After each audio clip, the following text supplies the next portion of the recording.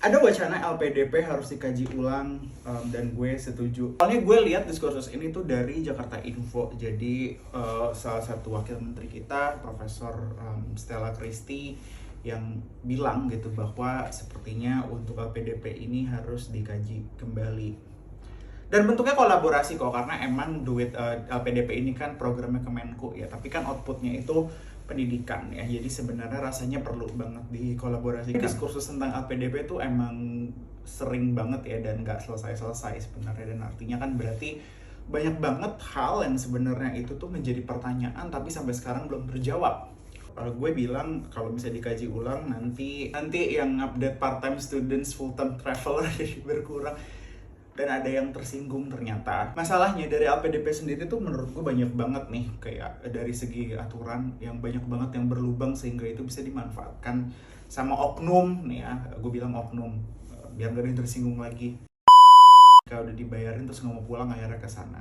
Akhirnya diskursus ini ya tentu akan menjadi perdebatan terus gitu, karena karena APDP itu pakai pajaknya rakyat. Terlepas itu nanti orang yang mengembalikan kan, tapi tetap aja ya harusnya bisa jadi uang tersebut itu justru dimanfaatkan sama orang yang beneran mau balik ke Indonesia.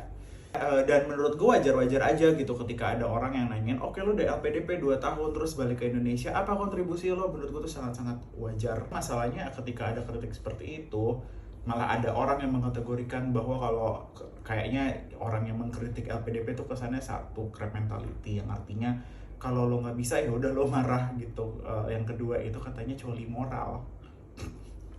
Yang pertama dulu tentang crab mentality, tapi kan ada yang ngerasa kayak gitu, tapi cuma kayaknya kurang elok aja ya kalau misalnya ada setiap kritik itu kita melontarkan, oh lo kategori ini. Kita tuh kebiasaan mengategorikan orang-orang masalahnya. Terus yang kedua tentang masturbasi moral, nggak ada salahnya tuh kalau misalnya kita mempertanyakan sesuatu hal yang memang harus dipertanyakan, maupun itu dibilang sebagai coli intelektual atau apapun itu gitu, tapi artinya orang tersebut itu berusaha untuk mencoba berpartisipasi dalam diskursus, terlepas itu bermanfaat atau enggak. Gue dengar juga bahwa ada yang mengidekan balik dulu ke Indonesia terus nanti balik lagi ke luar negeri yang kayak gitu-gitu. Berarti holes aturan ini banyak banget gitu loh. Gue mencoba berpikir sederhana aja. Ketika lo mentanda tangan suatu kontrak gitu kan di Indonesia yang mewajibkan lo kembali pulang gitu terus untuk berkontribusi di masyarakat dalam bentuk apapun, silahkan gitu kan, karena nggak jelas juga kan kontribusinya ini nanti seperti apa, belum ada industrinya juga kadang-kadang balik gitu, karena lo dibayarin sama duit pajaknya masyarakat. Kalau lo mau tetap di sana ya harusnya cari aja beasiswa yang nggak mewajibkan lo untuk pulang, kan banyak juga. Jangan ambil beasiswa PDP. Tapi gue juga ngerti kenapa banyak banget orang yang mau kabur dari Indonesia. Gue kalau misalnya lulusan luar negeri gitu, gue dapat beasiswa dari luar negeri yang tidak mewajibkan gue balik ke Indonesia, ya gue akan tetap di negara tersebut.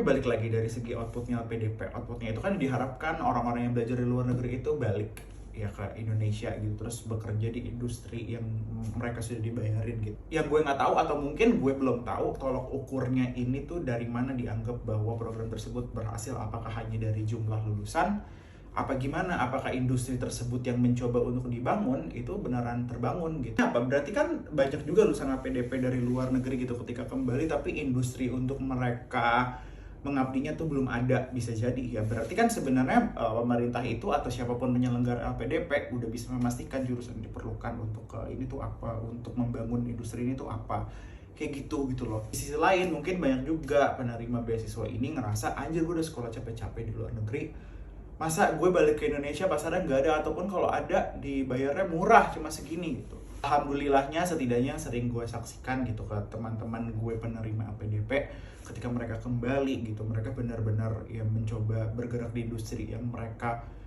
pelajari gitu, pekerjaan yang emang dari awal ingin yang itu dia lakukan. Gue lihat juga ada temen gue yang akhirnya bikin buku pembelajaran yang bisa diterapkan. Nah waktu itu gue pernah lihat juga gitu, ada orang yang bergerak di bidang pendidikan gitu, ketika balik dari luar negeri terus dia pulang ke Indonesia, dia beneran ngabdi ke tempat-tempat atau ke sekolah-sekolah yang notabene masih tertinggal. Itu kan suatu pengabdian kan. Seperti output yang seperti ini sih yang sebenarnya kelihatannya tuh kayak hilang gitu loh, kayak gak kebaca sama masyarakat, sehingga banyak banget nih pembicaraan tentang LPDP nih fungsinya apa atau dan yang lain dan sebagainya gitu. Itu dari segi aturan ya harus dipertegas sih sebenarnya. Terus yang kedua, ketika memberikan beasiswa tersebut ya dipastikan aja memang industri yang diperlukan tuh apa. Gua nggak bilang pemerintah juga harus nyariin kerja gitu, tapi pembangunan industri itu kan bergeraknya tetap dari pemerintah gitu kan. Nah, dan masalahnya kalau ternyata sampai sekarang outputnya itu terukurnya juga belum jelas ataupun ternyata cuma dari jumlah lulusan gitu. Ya mendingan dialihin nggak sih, kayak jumlah S1, S2-nya di Indonesia aja tuh masih sedikit banget gitu. Karena dilihat lagi kita pendidikan kita nih paling maksimal kebanyakan lulusan apa, kan sebenarnya bisa banget nih anggaran yang seharusnya mungkin bisa digunakan sebagai anggaran penelitian untuk dosen yang ada di sini gitu, yang ada di Indonesia gitu kan.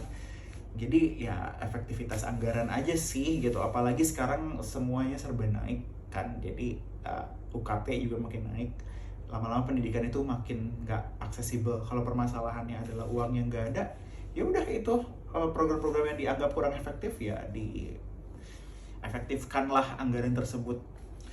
Jadi jadi ya itu aja sih sebenarnya yang ada di pikiran gue gitu. Gak bermaksud untuk menyinggung, tapi pun kalau tersinggung ya berarti lo terindikasi melakukan itu kan, intinya gitu aja.